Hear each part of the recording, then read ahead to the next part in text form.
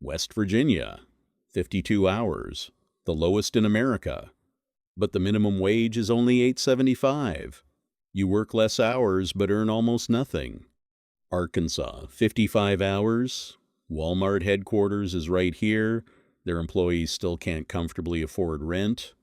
South Dakota, 56 hours. No state income tax. Doesn't help when rent takes everything anyway. Mississippi, 57 hours, still on the federal minimum wage, $7.25 an hour, hasn't changed since 2009, 16 years. Kentucky, 58 hours, also federal minimum. Bourbon is a $9 billion industry. Workers can't afford a two-bedroom apartment. Oklahoma, 58 hours, oil state, billions in revenue, minimum wage, $7.25. Alabama, 59 hours. NASA launches rockets from Huntsville. The workers building those rockets can't afford rent on minimum wage. 7 states in, every single one on or near the federal minimum, $7.25 an hour, set in 2009, never raised. Iowa, 59 hours, feeds the entire nation, can't feed the rent.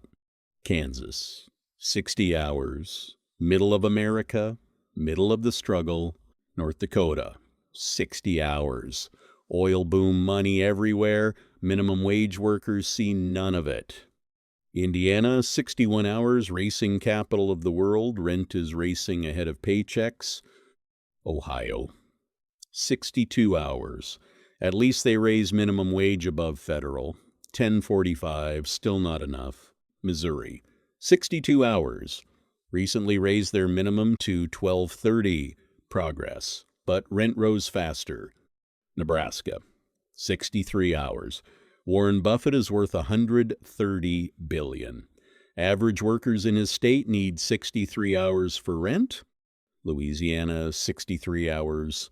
Federal minimum wage in an expensive bayou. Storms keep destroying homes and raising prices. Wyoming, 64 hours. Smallest population in America, still 64 hours for rent. Montana, 65 hours. Billionaires moved into ranch country. Rent followed them. New Mexico, 65 hours. Desert state, rent is not desert priced anymore. Tennessee, 66 hours. Nashville boomed. Musicians and workers got priced out of the city they built. 20 states in. Not a single one where a minimum wage worker can afford rent in 40 hours. Not one. North Carolina, 67 hours. Research Triangle tech money pushed rent up across the entire state. South Carolina, 67 hours.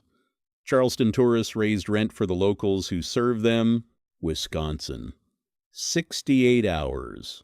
Cheese state. But rent is not cheap. Michigan, 68 hours. Detroit comeback means higher rent for everyone. Georgia, 69 hours. Atlanta film industry brought Hollywood money. Local rent followed. Idaho, 70 hours. California refugees drove rent through the roof. Locals can't compete. Pennsylvania, 71 hours. Federal minimum wage in Philadelphia, one of the biggest cities in America, paying $7.25. Texas, 72 hours, second largest economy, no income tax. Minimum wage still $7.25, 72 hours for rent. Halfway through and we are already at 72 hours a week. That is almost 2 full-time jobs just for rent. Now it gets worse. Minnesota, 73 hours. Cold winters, hot rent prices. Utah, 74 hours. Youngest workforce in America. They can't afford to stay in the state they grew up in. Illinois, 75 hours. Chicago raised minimum to $14. Rent laughed and went higher. Alaska, 76 hours. They pay you $1,600 a year to live here. Rent takes it back in 1 month. Rhode Island, 77 hours. Smallest state. Rent is not small. Nevada, 78 hours. Vegas casino dealers serve millionaires. They can't afford to live near the strip they work on. Delaware, 79 hours, no sales tax, sounds nice, doesn't help when rent eats your entire paycheck. New Hampshire, 80 hours, no income tax, but still on federal minimum wage. 80 hours a week for a 2-bedroom apartment, that is 2 full-time jobs. Now entering the impossible zone.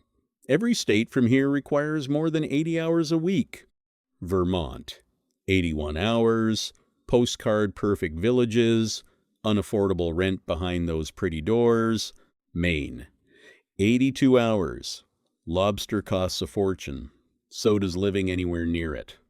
Virginia, 83 hours, DC suburb effect, government money raised rent for everyone around it. Colorado, 84 hours, mountain views from a window you can't afford to rent. Oregon, 86 hours. Portland priced out the entire state. Even small towns cost a fortune now. Florida, 88 hours. Everyone in America moved here. Rent exploded. The paradise tax is real.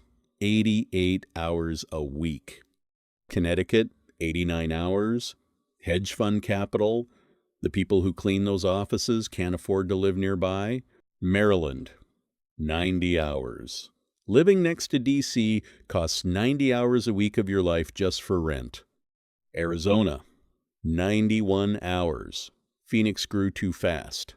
5 million people and not enough affordable housing for any of them. New Jersey, 92 hours. Highest property taxes in America. Landlords pass that cost to renters. 92 hours. Washington, 93 hours. Amazon and Microsoft made Seattle unlivable for the people who serve coffee to tech workers. New York, 98 hours. And that is the state average. Manhattan alone needs over 130 hours. There are only 168 hours in a week. Massachusetts, 101 hours. Harvard charges $60,000 a year for tuition. The janitors cleaning those classrooms need 101 hours a week just for rent. California, 106 hours a week has 168 hours. Subtract 8 hours of sleep a night. That leaves 112 waking hours. 106 of those go to rent. 6 hours left for food, for family, for life. And number 1, Hawaii, 112 hours a week. Out of 168 total hours in existence, you work 112, you sleep 42. You have 14 hours left in the entire week for everything else. Eating, showering, seeing your kids. 14 hours a week, that is 2 hours a day to live in paradise. There it is, every state ranked. Not a single state where a minimum wage worker can afford rent in a normal 40-hour work week. Not one. In all 50 states, you need more than 40 hours. In half the states, you need more than 2 full-time jobs. This is not a housing crisis. This is a math problem with no solution. Unless something changes, share this video. Because the people who need to see it probably can't afford the time to find it. Subscribe for more state rankings.